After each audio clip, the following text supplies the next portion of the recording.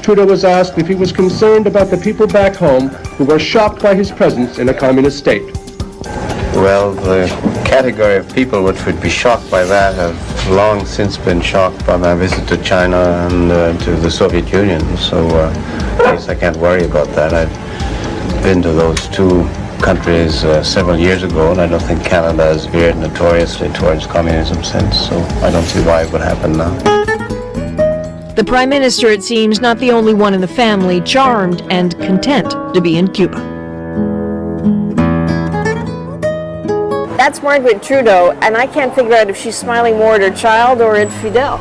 Well, I think that the chemistry between both Trudeaus with Fidel was very, very good.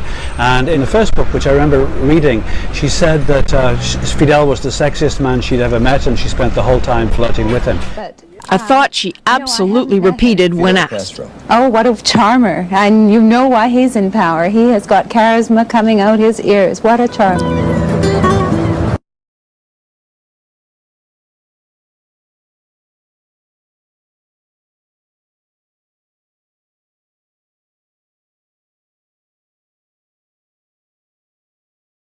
Canada's communist. Canada's crazy. They're they got to get rid of that guy.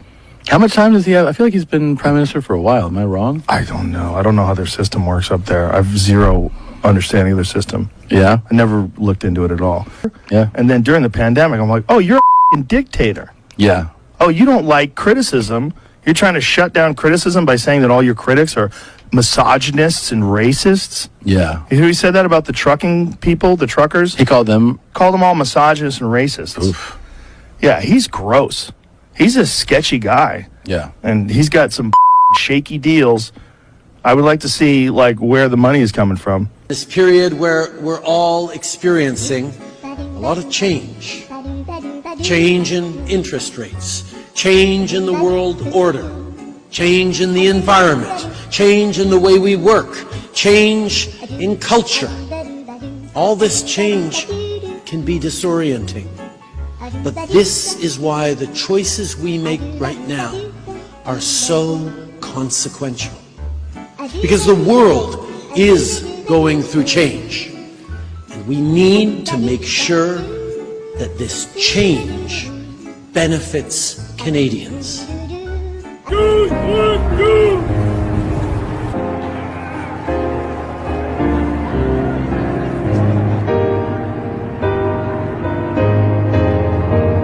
As you can also see, Canada is a place of free expression, where individuals and communities are free to express themselves openly and strongly. We thank them for sharing their perspectives. Merci beaucoup. Merci d'être ici.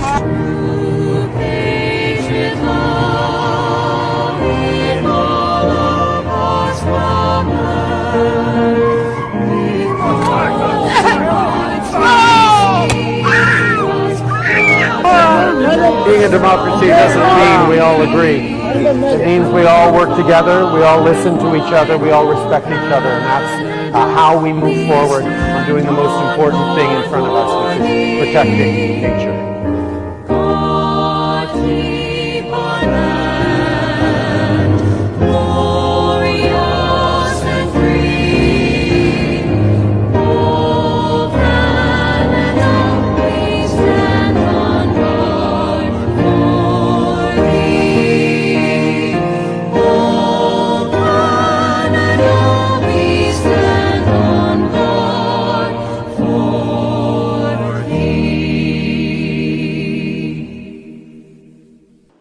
At the same time, social responsibility. It will be a young world. It will be a digital world. Now, who could represent such a world better than you, Prime Minister? Thank you very much. Today, we are gathered here to contemplate whether we are in the stages of the fourth industrial revolution about to begin. What a breathtaking possibility that is. Building back better means getting support to the most vulnerable while maintaining our momentum on reaching the 2030 Agenda for Sustainable Development and the SDGs. choice, because in my country, for 150 years, you could trust the basic institutions. You could trust the government. It didn't matter what political party was running it. You could trust the political parties, right from the socialists over to the conservatives. The socialists were mostly union types, and they were trying to give the working class a voice, and honestly so. You could trust the media. Even the Canadian Broadcasting Corporation was a reliable source of news. None of that's true now. The people of Ottawa don't deserve to be harassed in their own neighborhoods. They don't deserve to be confronted with the inherent violence of a swastika flying on a street corner, or a Confederate flag, or the insults and jeers just because they're wearing a mask. That's not who Canadians are. The way social media has been weaponized both by foreign actors and by people within Canada pushing extremist views, trying to foment anger and discord, whether it's extremist ideology and right-wing terrorism on the rise in Canada, or whether it's examples like the illegal protests we saw in the winter. All right, so I can hardly even look at him. Here's the first question. How can discourse in a great democracy have become so polarized that Jordan Peterson and the Prime Minister look at exactly the same set of events and come to opposite conclusions about them? Well, he's lying, and I'm not. So that's a big part of the issue. I don't believe that he ever says a word that's true. From what I've been able to observe, it's all stage acting. He's crafted a persona. He has a particular instrumental goal in mind, and everything is subordinated to serve that. Why? So, what's the motivation?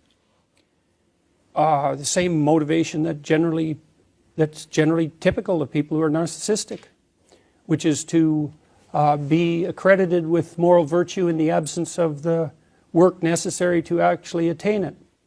All right. He's playing a role.